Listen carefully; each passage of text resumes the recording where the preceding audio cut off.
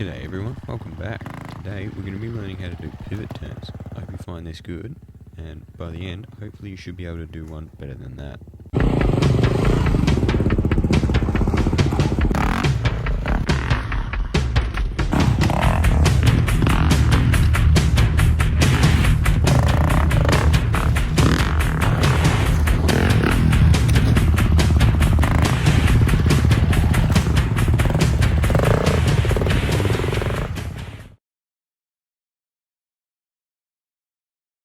Alright, let's start off simple. What is a pivot turn? Pivot turn is getting your front wheel up in the air and then turning or pivoting, if you like, on the back wheel.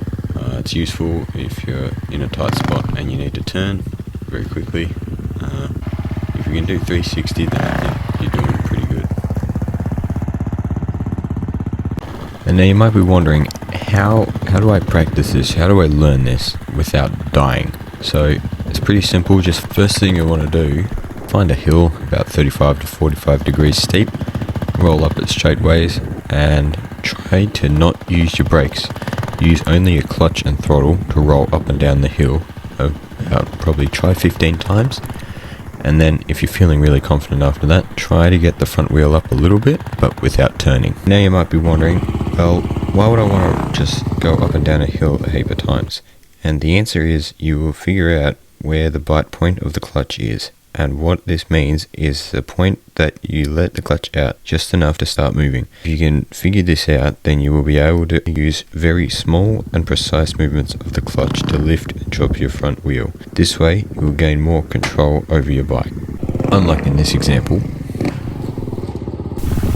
And then, obviously, back to the point of being up on the hill. Once you get confident with that, and you've lifted the front wheel a couple times, and you might have even tried to turn a little bit, go find a flat spot of land and just practice getting the front wheel up and rotating. And now the other thing that you might not think of, always learn to pivot turn left first and then start moving into doing it right, because if you overdo it, then you can kick your back brake real quick and you won't fall off and potentially hurt yourself.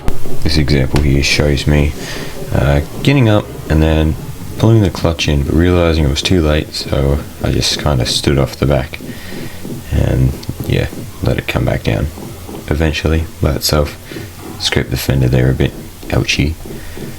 You can see here where I pivot turned right or left, and then was able to kick the rear brake as a response because I went a little bit too far, and then correction right there.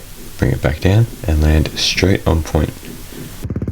And now the next thing, it would seem obvious to many people, but if you're getting flung off the side that you're turning away from constantly, just lean over further. That's all it is.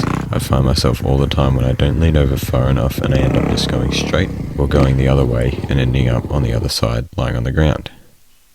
And rightio, that is it for today, guys. Thank you for watching, and we'll see you next time. Subscribe.